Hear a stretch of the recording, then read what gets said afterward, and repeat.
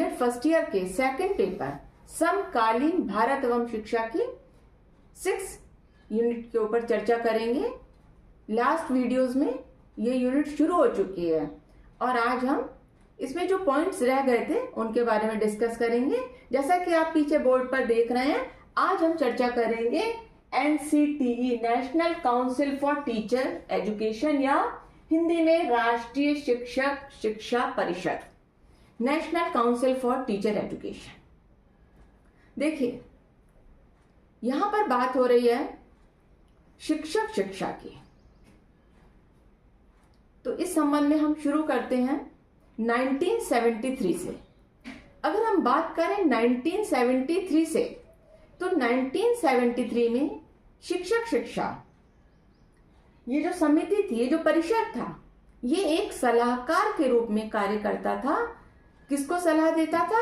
ये राज्य को और केंद्र को, ये राज्य और केंद्र सरकारों को एक सलाहकार के रूप में अपनी राय देता था। और इसका जो ऑफिस था वो एनसीईआरटी में हुआ करता था। तो एनसीईआरटी में इसका सचिवालय था और यह केंद्र और राज्य स्तर पर एक सलाहकार के रूप में एनसीटी कार्य करती थी। और एनसीटी का कार्य क्या था कि किस प्रकार से शिक्षक शिक्षा की गुणवत्ता को बढ़ाया जाए, किस प्रकार से जो टीचर्स एजुकेटर्स हैं जो पढ़ रहे हैं, इनकी गुणवत्ता को हम किस प्रकार से बढ़ाएं। धीरे धीरे जब राष्ट्रीय शिक्षा नीति आई 1986 में, उसके बाद यह बात आई कि अब हमें इसे, चूंकि हम चाहते हैं कि शिक्षक शिक्षा की गुणवत्ता बढ़े, इसलिए हमें इसे एक स्वायत्त यूनिट के रूप में निर्धारित करना होगा। और इसी आधार पर 17 अगस्त 1995 को एनसीटी एक ऑटोनोमस बॉडी के रूप में निर्धारित कर दी गई। तो एनसीटी की स्थापना का जब साल आएगा तो उसमें आप कहेंगे 17 अगस्त 1995। 17 अगस्त 1995 ये है आपका राष्ट्रीय शिक्षक शिक्षा परिषद की स्थापना 17 अगस्त 1995 में। अब हम बात करते हैं कि राष्ट्रीय शिक्षक शिक्षा परिषद, अगर हम बात करते हैं राष्ट्रीय शिक्षक शिक्षा परिषद की, तो इसका जो मुख्य कार्यालय है वो तो दिल्ली में स्थित है। इसका प्रमुख कार्यालय दिल्ली में है, लेकिन साथ ही इसकी जो 4 क्षेत्रीय समितियां हैं, ये जयपुर, बेंगलोर, भुवनेश्वर और भोपाल में है। अब जो कि एरिया के हिसाब से जयपुर उत्तर में, जिसको कि हम कहते हैं NRC, north regional committee, Bangalore दक्षिण में साउथ रीजनल कमेटी। इसी प्रकार से भुवनेश्वर ईस्ट में है, ईस्ट आपकी रीजनल कमेटी, और भोपाल वेस्ट में है, तो ये हो गई आपकी वेस्ट रीजनल कमेटी। तो इस प्रकार से इसकी 4 क्षेत्रीय कमेटियां हैं जो कि क्रमशः जयपुर, बेंगलुरु, भुवनेश्वर और भोपाल में स्थित हैं। अब हम बात करते हैं कि एनसीटी में, अगर हम बात करते हैं कि एनसीटी का गठन किस प्रकार से हुआ है, तो इसके में अगर हम बात करें तो वर्तमान में इसमें 3 पूर्णकालीन अधिकारी हैं, जो कि पूर्णकालीन अधिकारी हैं जिनका की कार्यकाल 4-4 वर्षों का है। एनसीटी में जो पूर्ण रूप से, जो कि परमानेंटली रखे गए हैं जॉब पर, उनका जो पीरियड है वो 4-4 साल का है। इसमें अध्यक्ष, उपाध्यक्ष और सचिव, अध्यक्ष, उपाध्यक्ष और सचिव 3 हैं जिनका की कार्यकाल 4-4 वर्ष का है। वर्तमान में एनसीटी के अध्यक्ष हैं प्रोफेसर पंकज अरोरा। अब वर्तमान में एनसीटी के अध्यक्ष की अगर बात आती है, तो वर्तमान में एनसीटी के अध्यक्ष हैं प्रोफेसर पंकज अरोरा। ये हैं आपके एनसीटी के अध्यक्ष। अब इसके बाद इसके अतिरिक्त इसमें 52 सदस्य और 52 सदस्य और हैं एनसीटी में। अब ये किस प्रकार से हैं? इनमें से कुछ तो ऐसे हैं जो कि पदेन है, अर्थात पद पर हैं, जिनको कि नियुक्त किया गया, और कुछ ऐसे हैं जो कि मनोनीत हैं। अब केंद्रीय सरकार का शिक्षा सचिव, देखिए इसमें कौन कौन है, ध्यान से सुनिएगा। केंद्रीय सरकार का शिक्षा सचिव यूजीसी का अध्यक्ष, एनसीईआरटी का निदेशक, सीबीएसई का अध्यक्ष, योजना आयोग का परामर्शदाता, वित्त सलाहकार, all India council for technical education AICTE, all India council for technical education का सेक्रेटरी और क्षेत्रीय कार्यालय अध्यक्ष इस संस्था के प्रमुख पदेन सदस्य हैं। अब जो मनोनीत सदस्य हैं ये कौन कौन है? 3 सदस्य संसद से, इसमें मनोनीत में 3 सदस्य संसद से हैं, 3 सदस्य प्राथमिक, माध्यमिक एवं प्रसिद्ध शिक्षा संस्थानों से, 9 सदस्य प्रांतीय सरकारों में प्रतिनिधित्व करने वाले और 13 सदस्य विभिन्न स्तर की शिक्षा के विशेषज्ञों से। मनोनीत सदस्यों का कार्यकाल है कितना? 2-2 वर्षों का। तो मनोनीत सदस्यों का कार्यकाल इसमें 2-2 वर्षों का है और जो कि आपके 3 मुख्य हैं उनका कार्यकाल जो है वो 4-4 वर्षों का है। तो इस प्रकार से कुल इसमें 55 सदस्य हो गए। 53 हमने ये बताए और 3 अध्यक्ष, उपाध्यक्ष और सचिव। अब अगर हम एनसीटी की बात करें तो एनसीटी में मुख्य रूप से शिक्षक शिक्षा की गुणवत्ता को बढ़ाना और उसमें सुधार करना, शिक्षण संस्थानों में सुधार करना इसका प्रमुख उद्देश्य है कि किस प्रकार से शिक्षक शिक्षा की गुणवत्ता को बढ़ाया जाए और वो संस्थान, वो इंस्टीट्यूशंस जहां पर की शिक्षक शिक्षा दी जा रही है उनकी गुणवत्ता को बढ़ाया जा सके।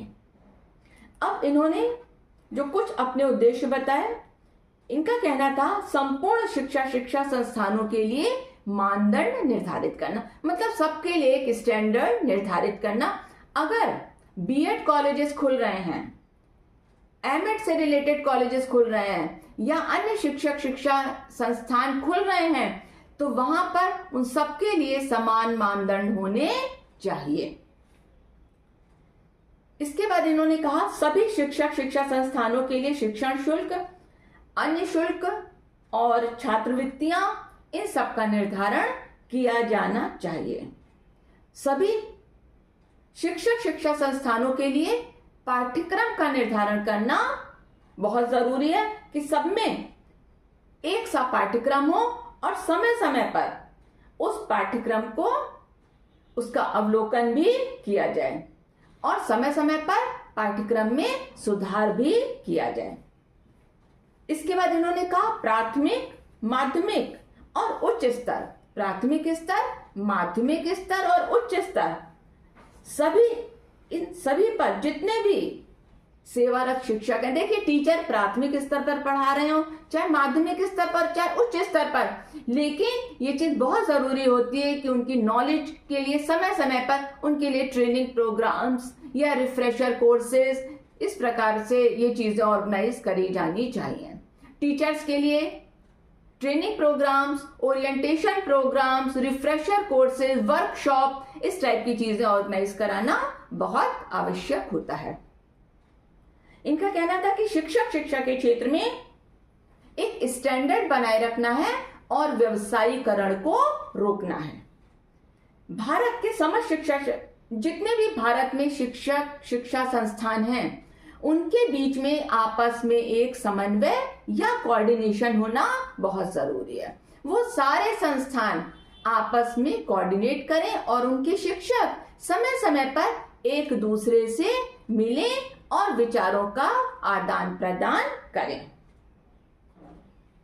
और जितने भी शिक्षक शिक्षा संस्थान है वहां पर जो शिक्षक कार्यरत हैं उन शिक्षकों के लिए भी जो भी उनकी एक न्यूनतम शैक्षिक योग्यता है वो निर्धारित होनी चाहिए कि प्राथमिक स्तर के शिक्षक के लिए निम्नतम शैक्षिक योग्यता क्या होगी, माध्यमिक स्तर के शिक्षक के लिए शैक्षिक योग्यता क्या होगी और उच्च स्तर के शिक्षक के लिए शैक्षिक योग्यता क्या होगी।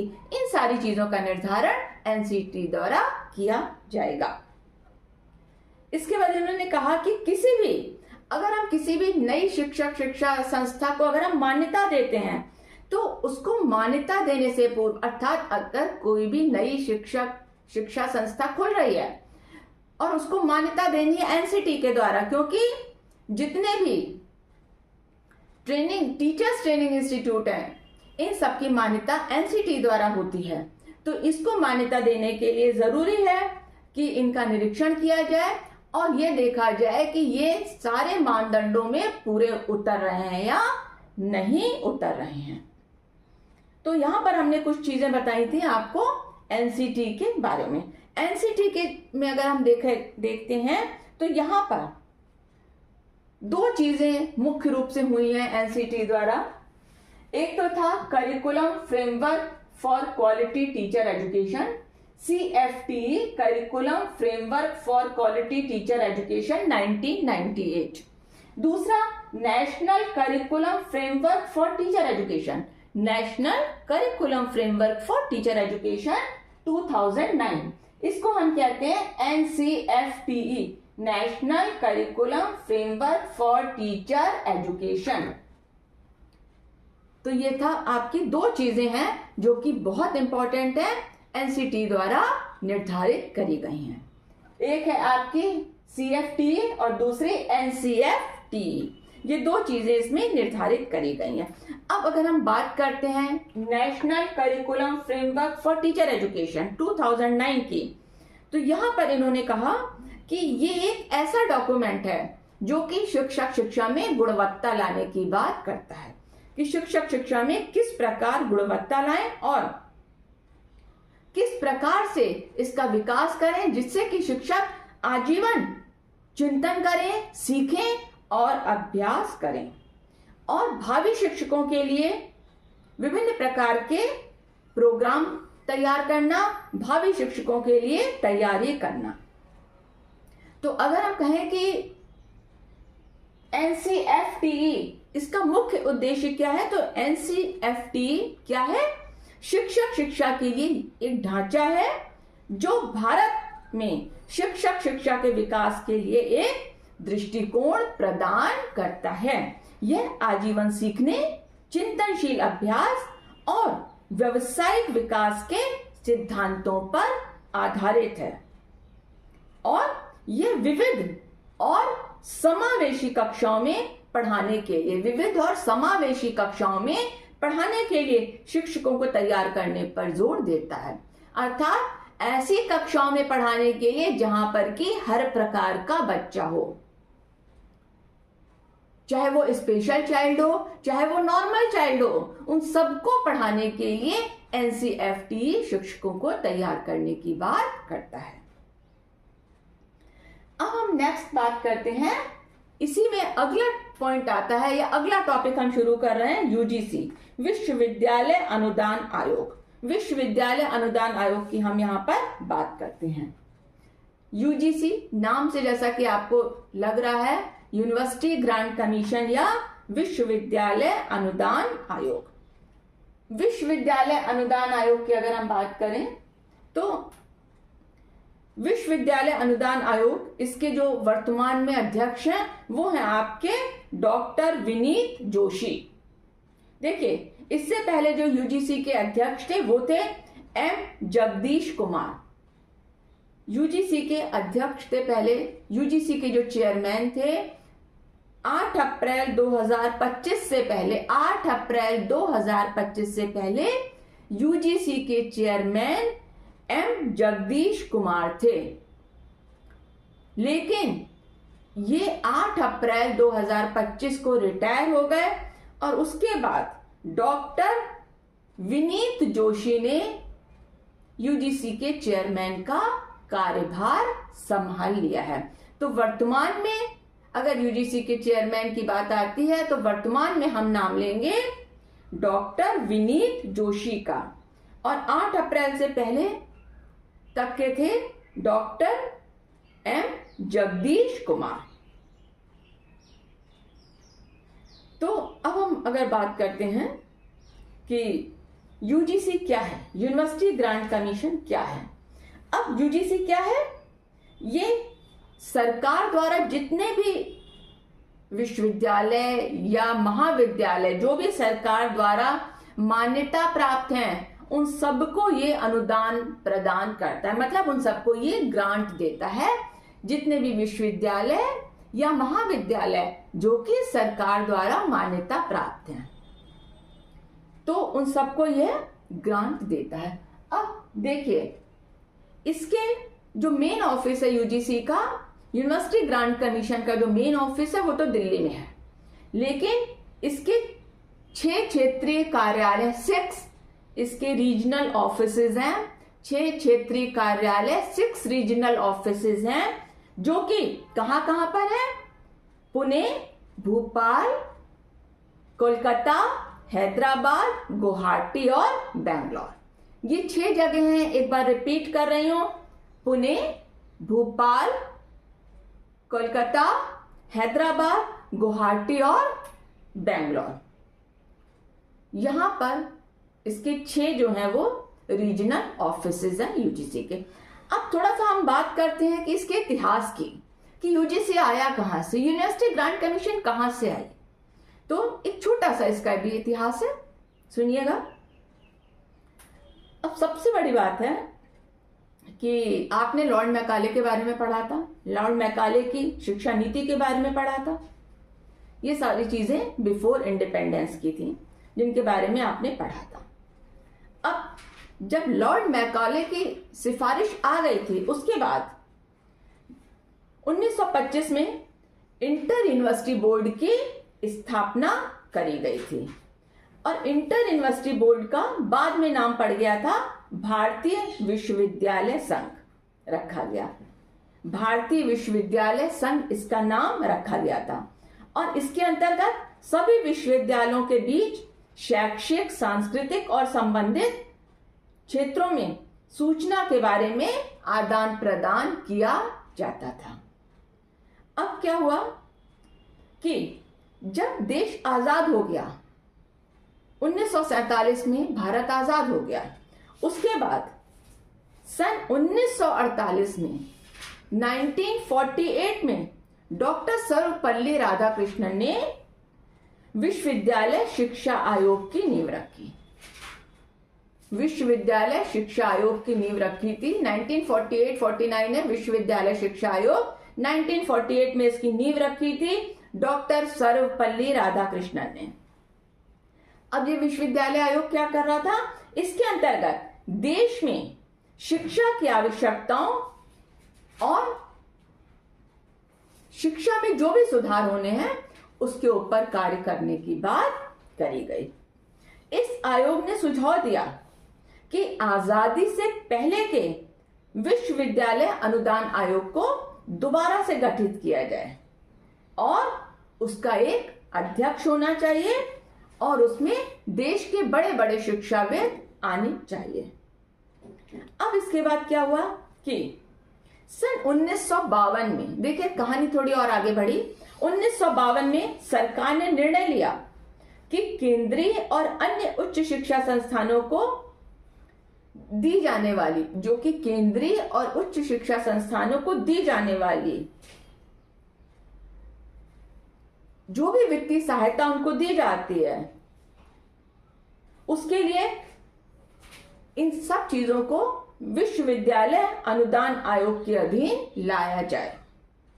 इस तरह से 28 दिसंबर 1953 को उस समय के जो शिक्षा मंत्री थे मौलाना अब्दुल कलाम आजाद, तो मौलाना अब्दुल कलाम आजाद ने एक औपचारिक रूप से विश्वविद्यालय अनुदान आयोग की नींव रख दी।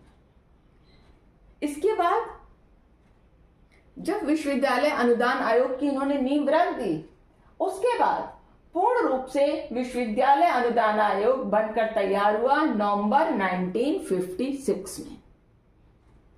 तो देखिए बनकर ही तैयार हुआ है 1956 में, लेकिन इसकी नींव रखी थी मौलाना अब्दुल कलाम आजाद ने 1953 में, लेकिन बन के तैयार हुआ नवंबर 1956 में। अब आता है कि विश्वविद्यालय अनुदान आयोग के कार्य क्या हैं। देखिए आप लोगों ने बहुत नाम सुना होगा नेट का exam, national eligibility test, NET का एग्जाम कब दिया जा रहा है? पोस्ट ग्रेजुएशन के बाद नेट का एग्जाम देते हैं। नेट का एग्जाम क्यों दे रहे हैं?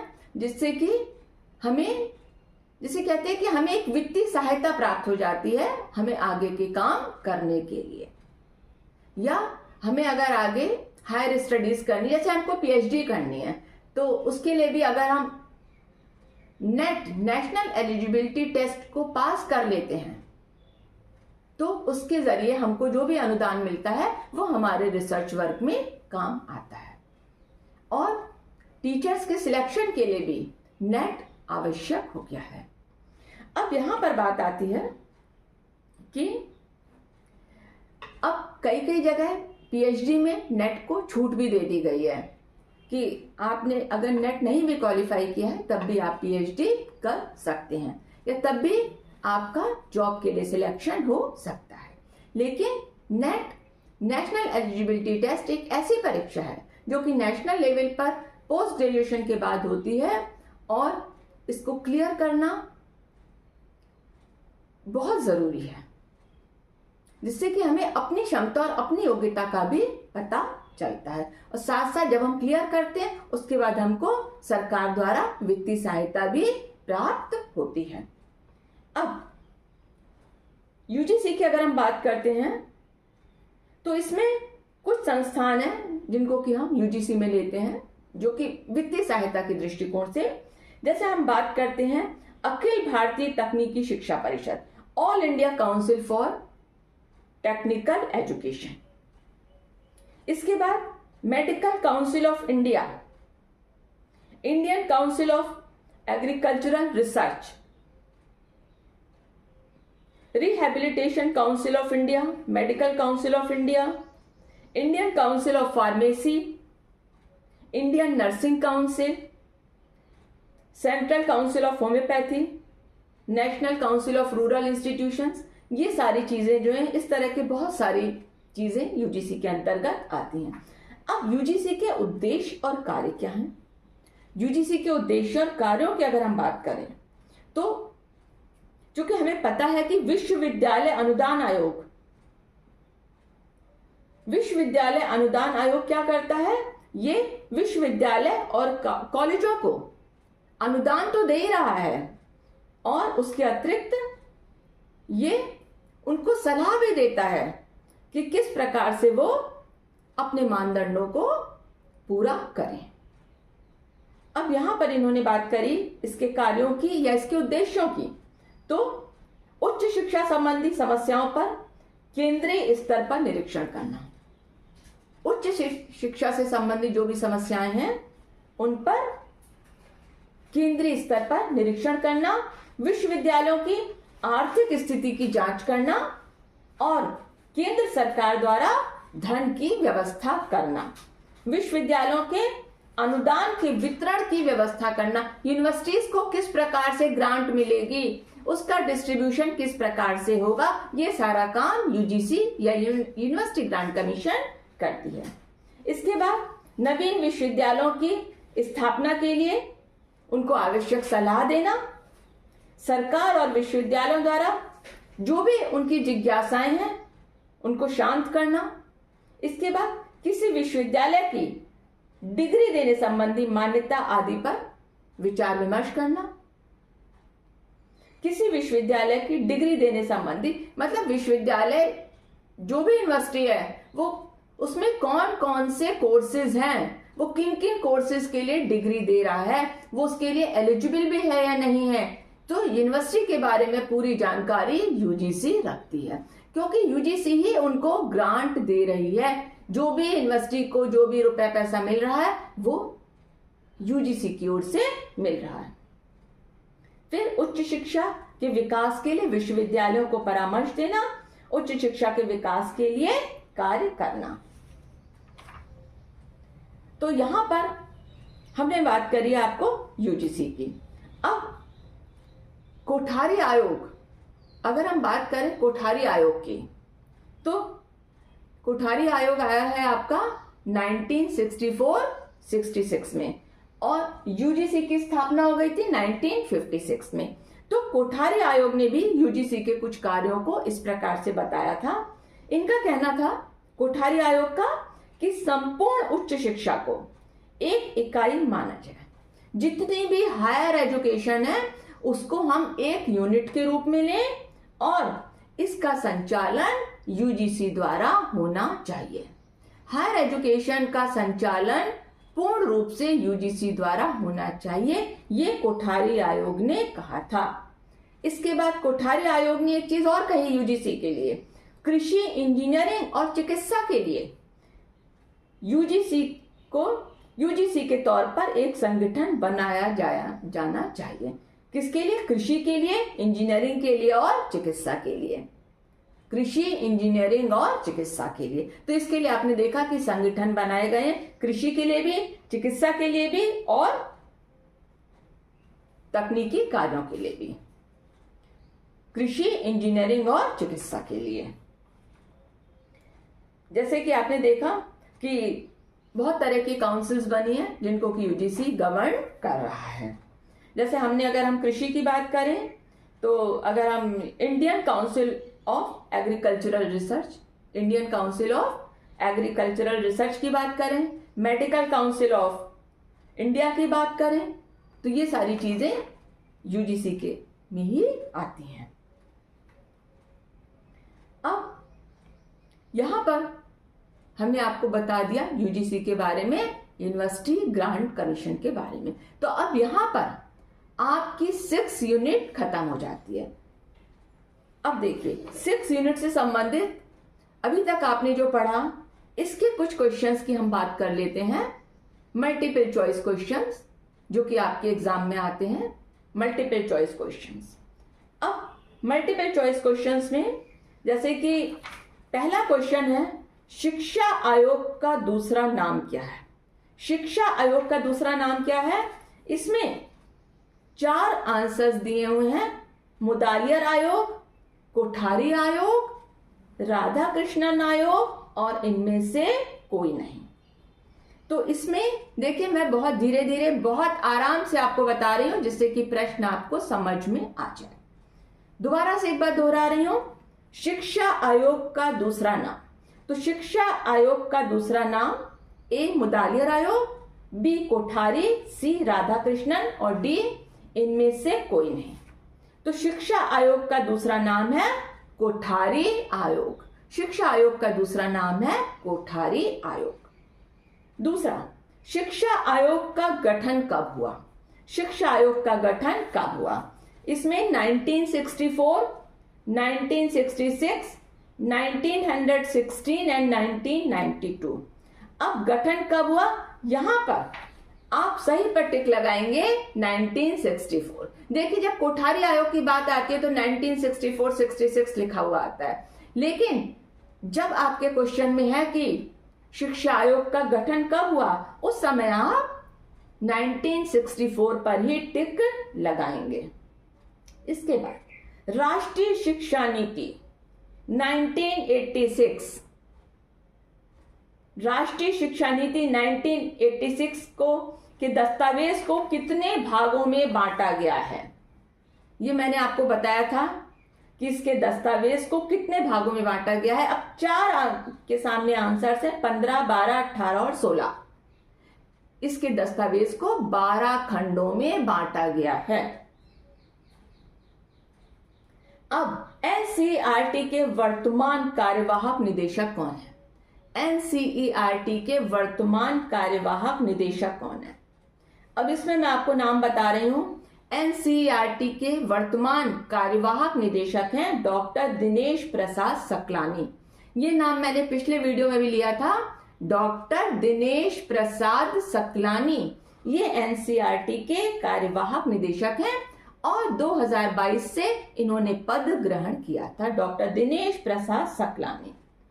अब एनसीटी का मुख्यालय कहां पर है? एनसीटीई का मुख्यालय कहां पर है?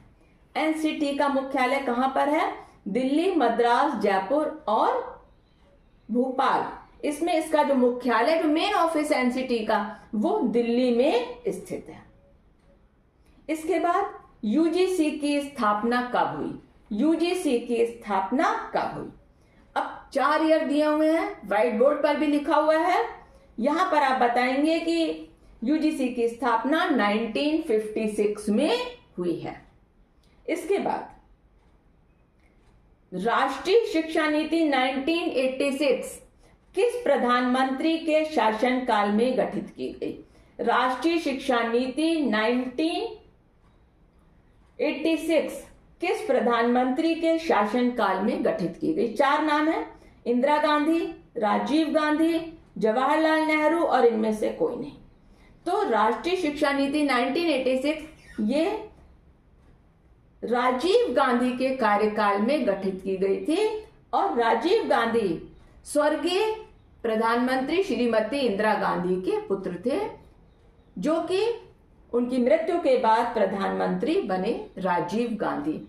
तो राष्ट्रीय शिक्षा नीति 1986 राजीव गांधी के कार्यकाल में गठित की गई। अब कोठारी आयोग ने किस शिक्षा के संबंध में सुझाव दिए। अब प्राथमिक शिक्षा, माध्यमिक शिक्षा, उच्च शिक्षा या तीनों। तो हमें पता है कि कोठारी आयोग एक ऐसा आयोग था जिसने बात करी थी संपूर्ण भारत में एक समान शिक्षा प्रणाली की, प्राथमिक स्तर से लेकर के उच्च स्तर तक। तो यहां पर सही आंसर होगा तीनों, प्राथमिक, माध्यमिक और उच्च। इसके बाद एनसीईआरटी का गठन कब हुआ। देखिए सारी चीजें आपको पढ़ाई जा चुकी हैं। 1 सितंबर 1961, 20 जुलाई 1963, 19 सितंबर 1962, 1 अक्टूबर 1964। तो यहां पर इसका गठन हुआ था एनसीईआरटी का 1 सितंबर 1961 को। इसके बाद मौलाना अब्दुल कलाम आजाद ने यूजीसी की औपचारिक नींव कब रखी। मौलाना अब्दुल कलाम आजाद ने यूजीसी की औपचारिक नींव कब रखी। 1942 में, 1948 में, 1947 में या 1961 में। तो जैसा कि आपको अभी अभी मैंने बताया था कि यूजीसी की एक जो औपचारिक नींव रखी थी वो 1948 में रखी थी मौलाना अब्दुल कलाम आजाद ने। अब सन 1948 में, 1948 में यूजीसी की अध्यक्षता किसके द्वारा की गई। 1948 में यूजीसी की अध्यक्षता किसके द्वारा की गई। Jawaharlal Nehru, doctor Sarvepalli Radhakrishnan, Mahatma Gandhi, Lord Macaulay. इसमें आंसर है डॉक्टर सर्वपल्ली राधाकृष्णन। इसके बाद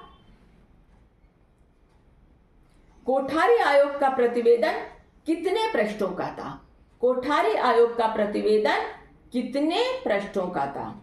तो कोठारी आयोग का जो प्रतिवेदन था वो 692 पृष्ठों का था, 692 पृष्ठों का था। कोठारी आयोग की जो रिपोर्ट थी वो थी आपकी 692 पृष्ठों की। ये चीज आप ध्यान में रखिएगा।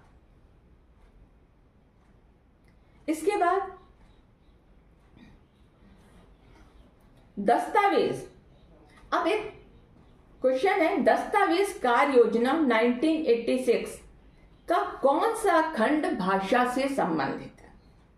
दस्तावेज कार्य योजना जिसको कि हम कहते हैं प्लान ऑफ एक्शन की बात करी थी और आपको बताया था कि प्लान ऑफ एक्शन को 24 खंडों में बांटा गया है।